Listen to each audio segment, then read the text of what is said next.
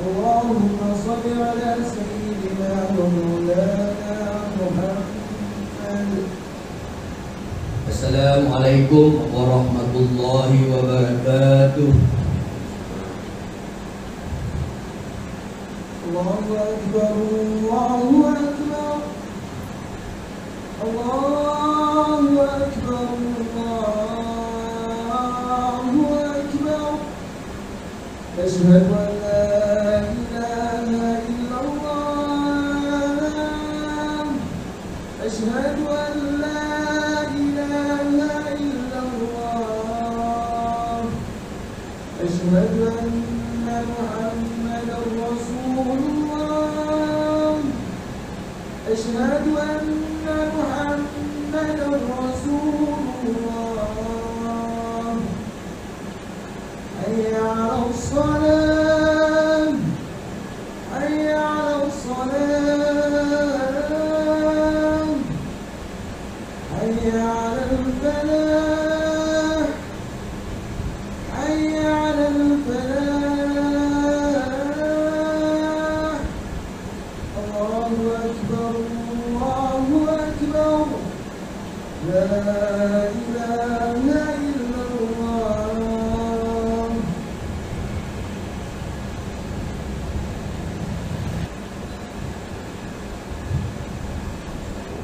Alhamdulillah.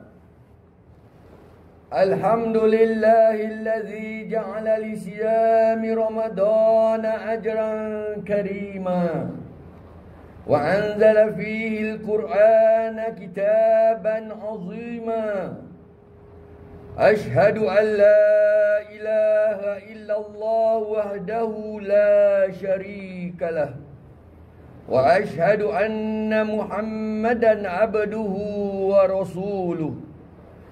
Kana bil mu'minina raufar rahima. Allahumma salli wa sallim ala sayyidina Muhammad wa ala alihi wa ashabihi tasliman katsira. Amma ba'du. Faya ibadallah, ittaqullaha haqqa tuqatih wa la tamutunna illa wa antum muslimun. Ma'asyiral muslimin wa zumratal mu'minin rahimakumullah. Saudara-saudaraku yang dirahmati Allah, alhamdulillah, kita sudah memasuki minggu kedua bulan Ramadan.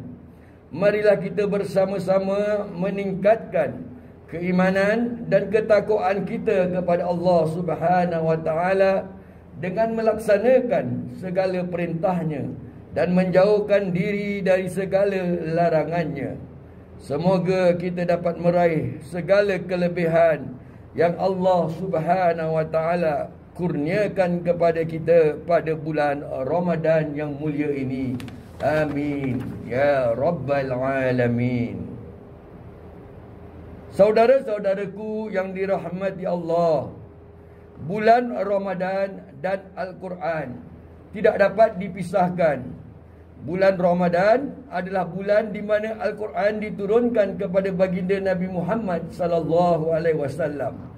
Dan sempena kita menyambut malam turunnya Al-Quran pada minggu hadapan, kita sentiasa diingatkan bahawa Al-Quran merupakan satu petunjuk, pengajaran serta kasih sayang Allah Subhanahu wa taala buat mereka yang beriman.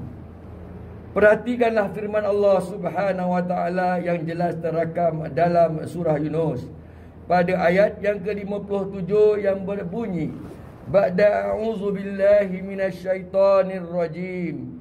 Ya ayyuhan nas qad ja'atkum mau'izatum mir rabbikum wa shifaa'un lima fis sudur hudan wa rahmatul lil mu'minin. Yang bermaksud, wahai manusia, Sesungguhnya telah datang kepada kamu Al-Quran yang menjadi nasihat pengajaran daripada Tuhan kamu dan yang menjadi penawar bagi penyakit-penyakit di dalam dada kamu dan juga menjadi hidayah petunjuk serta membawa rahmat bagi orang-orang yang beriman. Saudara-saudaraku yang dirahmati Allah, ayat tadi menunjukkan kepada kita bahawa terdapat berbagai fadilat dan kelebihan Al-Quran. Ia bukan saja merupakan panduan kehidupan insan, akan tetapi ia juga merupakan penawar bagi segala penyakit di dalam hati, seperti keraguan, keresahan, hasad dengki maupun takabur. Maka menerusi pembacaan serta penghayatan ke atas Al-Quran, hati akan menjadi bersih dan kembali bersinar. Kerana hati itu apabila dikotori dengan dosa dan kesilapan, maka ia memerlukan kepada usaha untuk menyucikannya semula. Maka perbanyakkanlah membaca Al-Quran dalam bulan Ramadan ini, agar hati kita sentiasa dalam keadaan tenang, suci dan murni.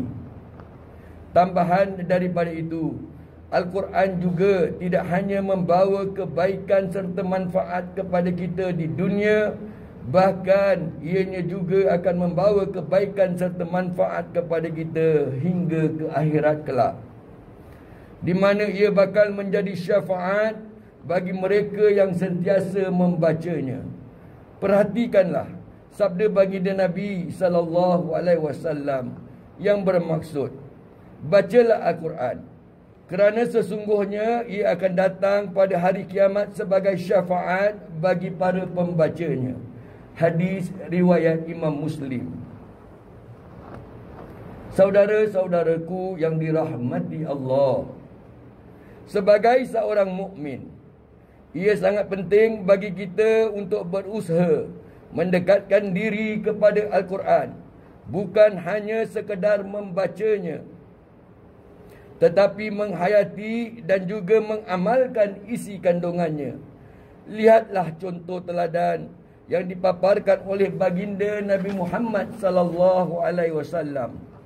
Apabila Ummul Mukminin Sayyidatina Aisyah radhiyallahu anha ditanya berkenaan dengan akhlak baginda Nabi SAW, beliau turut menjawab bahawa akhlak baginda Nabi SAW adalah Al-Quran.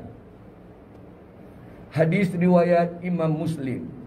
Subhanallah, segala tingkah laku, percakapan maupun amalan baginda Nabi SAW semuanya berdasarkan Al-Quran. Ia seharusnya menjadi pekerti setiap individu mukmin, dan seharusnya kita memiliki hubungan yang dekat dengan Al-Quran. Maka marilah kita memulakan langkah-langkah kecil kita untuk membina hubungan dengan kitab suci Al-Quran. Bagi yang belum pandai membaca, tanamkan tekad untuk mula mempelajari membacanya. Yang sudah pandai membaca, apa kata kita berusaha untuk menghayati dan memahami isi kandungan Al-Quran itu sendiri. Kerana kitab ini memberikan panduan serta pedoman bagi kita dalam mengharungi segala rintangan kehidupan yang mendatang. Padanya terkandung peringatan buat kita bersama, sesuai dengan firman Allah Subhanahu wa taala yang terrakam di dalam surah Al-Anbiya pada ayat yang ke-10 yang berbunyi, ba'da a'udzu billahi minasyaitonir rajim, laqad anzalna ilaikum kitaban fihi zikrukum afala ta'qilun. Yang bermaksud, sesungguhnya kami telah menurunkan kepadamu sebuah kitab, yakni Al-Quran, yang mengandungi peringatan bagi kamu, maka mengapa kamu tidak memahaminya? Saudara-saudaraku yang dirahmati Allah, Dalam usaha kita untuk membaca dan menghayati Al-Quran, kita perlu memberikan perhatian bahawa proses memahami Al-Quran maupun mana-mana teks agama memerlukan kepada guru yang dapat memberikan panduan, guru yang dipercayai dan yang bertauliah. Ini kerana memahami Al-Quran secara tekstual sahaja, tanpa bimbingan dari seorang guru yang alim dalam ilmu Al-Quran, ia boleh mengakibatkan seseorang individu itu terkeliru, dan ia akan mengakibatkan salah faham berkaitan maksudnya. Kegagalan seseorang menghubung kaitkan Al-Quran atau teks agama dengan kehidupan semasa, ia akan membuatkannya rasa janggal dan was-was pada setiap penyesuaian yang dilakukannya. Sebagai contoh, segala langkah keselamatan yang dilakukan selama ini, ia selari dengan tuntutan agama. Di dalam situasi pandemik hari ini yang mengancam nyawa, ia adalah teramat penting untuk kita menyelamatkan nyawa kita, keluarga serta masyarakat di sekeliling kita. Justru itu penting bagi kita untuk memahami teks agama dengan cara yang benar dan tepat, dengan menunjukkan kepada mereka yang ahli dengannya. Ma'asyiral muslimin wa zumratal mu'minin rahimakumullah. Saudara-saudaraku yang dirahmati Allah, pada bulan Ramadan yang penuh dengan keberkahannya ini, marilah kita bersama-sama menanamkan niat untuk berusaha memahami serta menghayati Al-Quran. Marilah kita manfaatkan peluang pada bulan Ramadan ini dengan beribadah bersama keluarga melalui solat tarawih, membaca Al-Quran dan melaksanakan amalan ibadah yang lain-lain lagi dengan sebaiknya. Tingkatkanlah semangat kita untuk terus mempelajari dan mendalami ilmu-ilmu Al-Quran serta ilmu agama Islam dengan sebaiknya. Mudah-mudahan kita akan terus diberikan kemudahan oleh Allah Subhanahu wa taala untuk membaca dan memahami Al-Quran dengan sebaiknya, dan mampu membawa diri kita dan masyarakat kita ke arah kebaikan di dunia hingga ke akhirat. Amin ya rabbal alamin.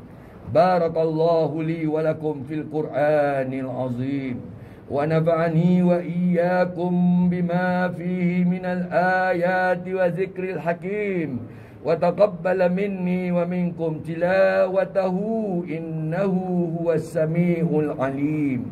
Aqulu qawli hadza wa astaghfirullahal azim li wa lakum wa lisairil muslimin wal muslimat wal mu'minin wal mu'minat fastaghfiruhu faya fawzal mustaghfirin wa ya najatat taibin.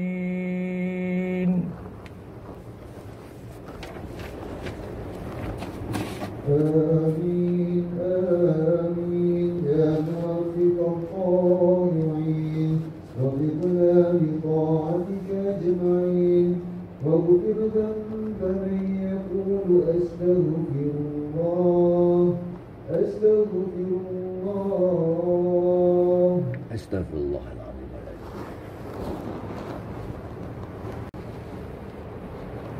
Alhamdulillah, alhamdulillah hamdan katsiran kama amar, wa ashhadu an la ilaha illallah wahdahu la syarika lah, irraman liman jahada bihi wa kafar, wa ashhadu anna sayyidana Muhammadan abduhu wa rasuluh, sayyidul khalaiqi wal bashar.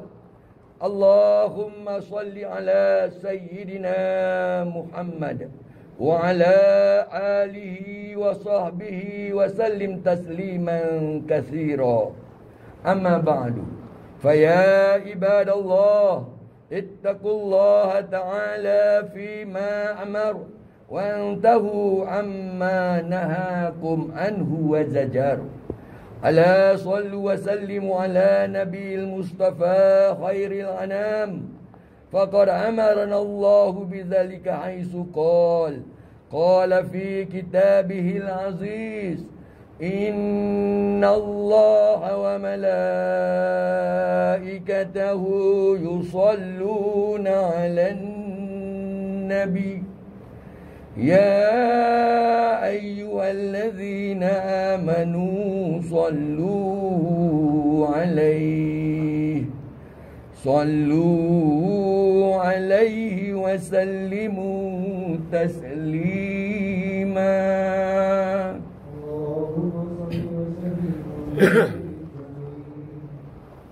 اللهم صل وسلم على سيدنا محمد وعلى آل سيدنا محمد كما صليت وسلمت على سيدنا إبراهيم وعلى آل سيدنا إبراهيم في العالمين إنك حميد مجيد.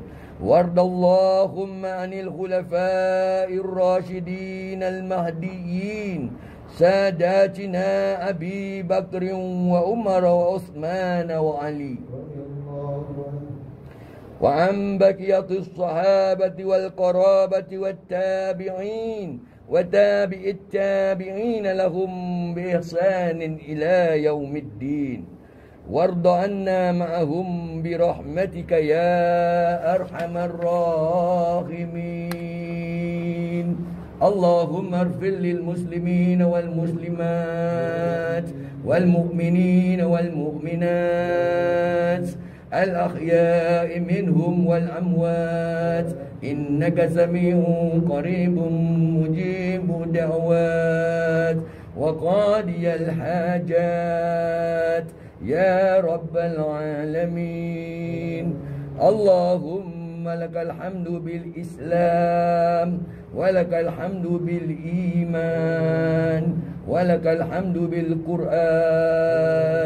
اللهم ادفع عنا البلاء والوباء والزلازل والمحن ما ظهر منها وما بطن عن بلدنا خاصة وسائر البلدان عامة يا رب العالمين.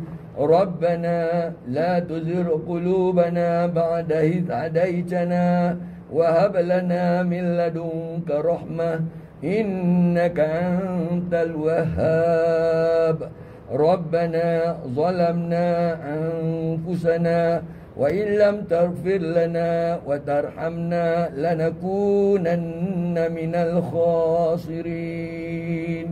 ربنا آتنا في الدنيا حسنة وفي الآخرة حسنة وقنا عذاب النار وأدخلنا الجنة مع الأبرار يا عزيز يا غفار يا رب العالمين. عباد الله، إن الله يأمر بالعدل والإحسان وإيتاء ذي القربى وينهى عن الفحشاء والمنكر والبغي يعظكم لعلكم تذكرون. فاذكروا الله العظيم يذكركم واشكروه على نعمه يزدكم واسألوه من فضله يعطكم ولذكر الله أكبر والله يعلم ما تصنعون. أقيم الصلاة.